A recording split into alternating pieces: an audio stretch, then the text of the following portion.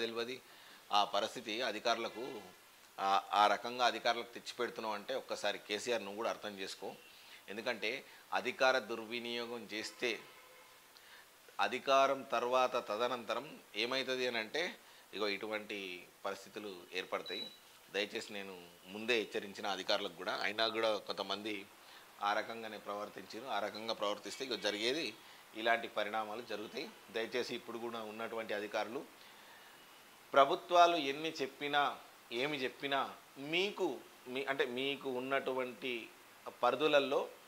పరిధులకు అనుగుణంగా పరిధులకు లోబడి చేసేటువంటి పనులు ప్రజలకు మేలు చేస్తాయి.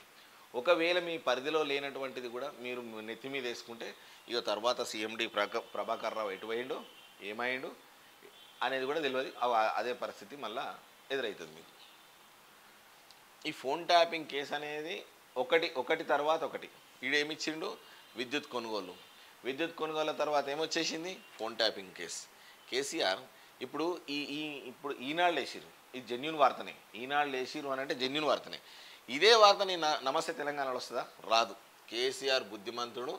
అసలు సత్యహరిశ్చంద్రుని ఇంటి పక్కకే ఉంటాడు. ఇగో చూడు,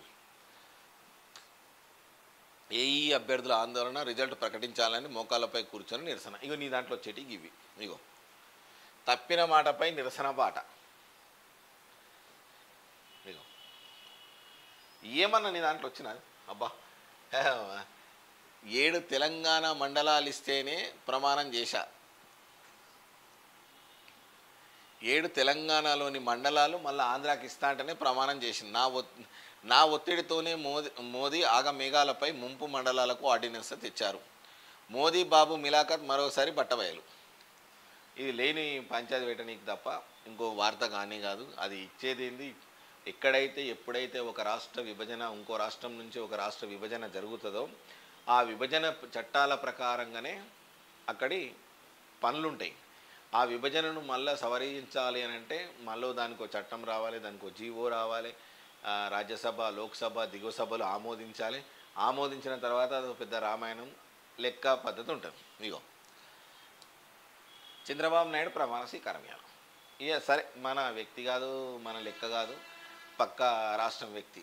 అటువంటిది పక్క రాష్ట్రం వ్యక్తి ప్రమాణ స్వీకారం వేసేది ఉండే. ఇక ఏడు తెలంగాణ 7 మండలాలు ఇస్తేనే ప్రమాణం చేశాం.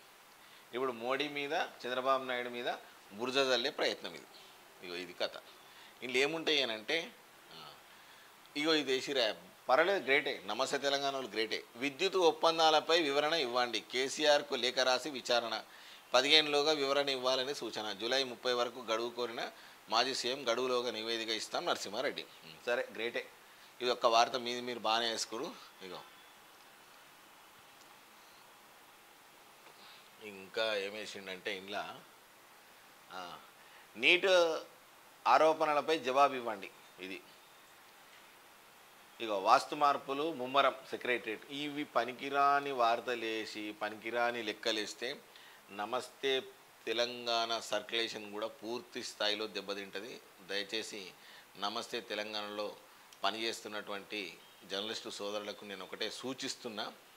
సో వాళ్ళు చెప్పిన విధంగా మీరు చేస్తుర్రా? ఎందుకంటే ఇప్పుడు గవర్నమెంట్ లేదు కాబట్టి వాళ్ళు చెప్పిన విధంగానే, గవర్నమెంట్ ఉన్న వాళ్ళు చెప్పిన విధంగానే చెయ్యాలి.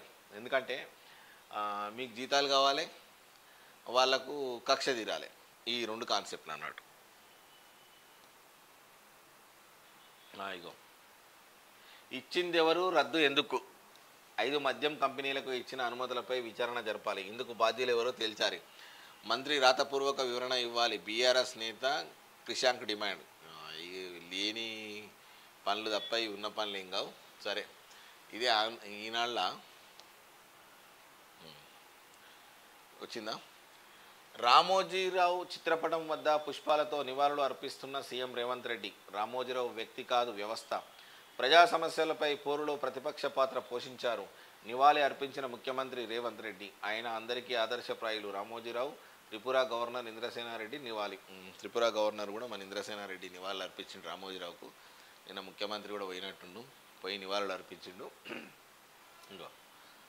ఇక వచ్చేసింది, ఇంకో కథ కూడా వచ్చేసింది. ఒక్కటే పేపర్లో నీ గురించి 3 వార్తలు. కేసీఆర్ 3 వార్తలు ఒకటే పేజీలా నీ గురించి, అది కూడా బ్యానర్ ఐటమ్సే.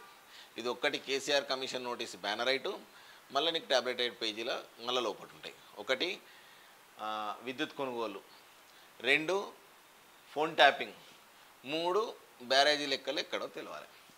బ్యారేజీల్లో ఎక్కడో లెక్కలు తప్పినట్లు కనిపిస్తుంది, ఎవరి ప్రమేయమైనా ఉందా అనే కోణంలోనూ విచారణ, సీల్డ్ కవర్లో అఫిడవిట్లు సమర్పించాలని ఆదేశం. కాళేశ్వరం విచారణ commission chairman justice PC Ghosh.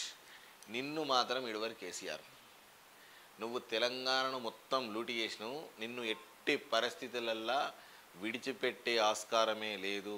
ఎందుకు అనంటే అక్కడున్నది వాళ్ళే, ఇక్కడున్నది వాళ్ళే, అక్కడున్నది వాళ్ళే, ఇక్కడున్నది వాళ్ళే. కాబట్టి నీకు బ్యాడ్ టైం అనేది ఒకటి స్టార్ట్ అయింది. నువ్వు ఎవరెవరిని ఎంతెంత ఆత్మఘోష పెట్టించినావో అంతంత అనుభవించక తప్పదు, అది ఖచ్చితంగా అనుభవించాల్సింది నువ్వు.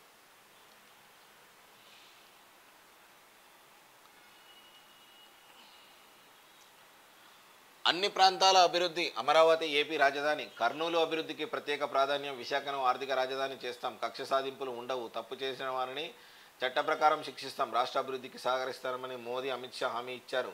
ఎన్డీఏ శాసనసభ పక్ష సమావేశంలో తెదేపా అధినేత చంద్రబాబు వెల్లడి. నేడు చంద్రబాబు ప్రమాణ స్వీకారం దారులన్నీ కేసరపల్లికే.